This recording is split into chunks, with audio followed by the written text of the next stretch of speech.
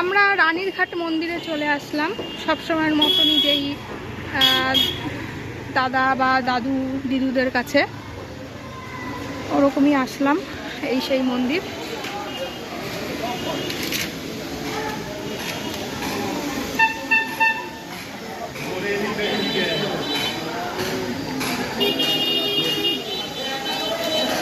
বসো বসো বসো, তোমরা আসছে সবাই,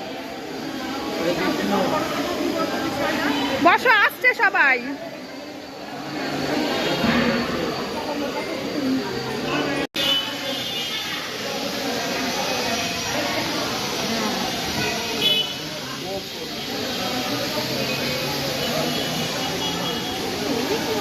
হ্যাঁ, আজকে অনেকেই আছে। এই গেঞ্জিটাই দাদাকে দিলে হবে এখানে।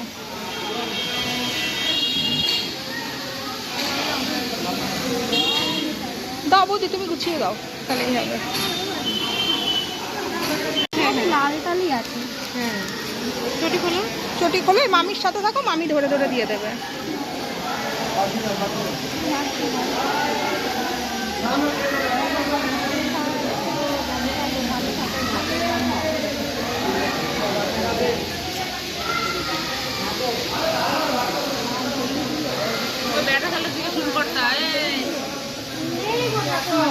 ওইভাবে বললে তো হবে না।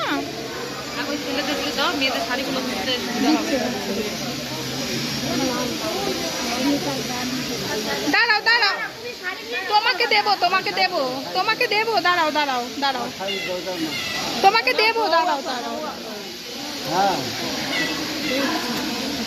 বসো বসো। ভালো আছো তো? আচ্ছা, শরীরটা খারাপ?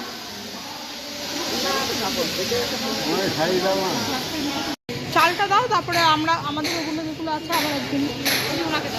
এই যে এই যে এই যে এনাকে দাও। ও মাসি, তোমার জন্য আমি কিছু নিয়ে আসছি। হ্যাঁ, শার্ট তো ওনার জন্য। ওনাকে ধুতিটা দিয়ে দাও, ধুতিটা দিয়ে দাও।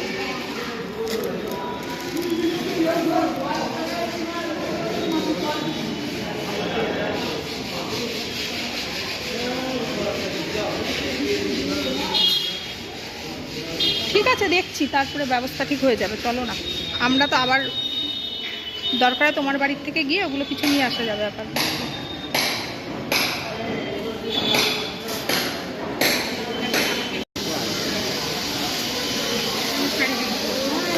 আচ্ছা, একটু বসো বসো, আমরা দেবো তো, তোমরা একটু বসো। দেবো দেবো, দেখো একটু বসো সুন্দরভাবে।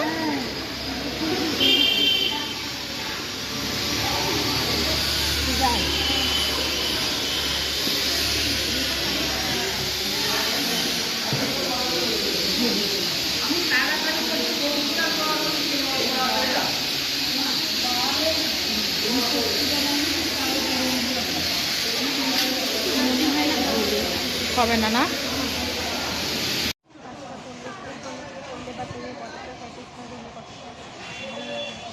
বলো, তোমার স্বামীর আজকে বাৎসরিক কাজ ছিল তো, সেটাই বলো। আজকে আমার স্বামী 4 বছর পূর্ণ হবে।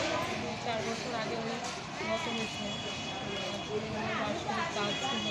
আমি ছেলেকে নিয়ে কিছু গরিব দুস্থদের বস্ত্র আর চাল ডাল যা পেয়েছি তাই দান করি। তোমার কেমন লাগলো?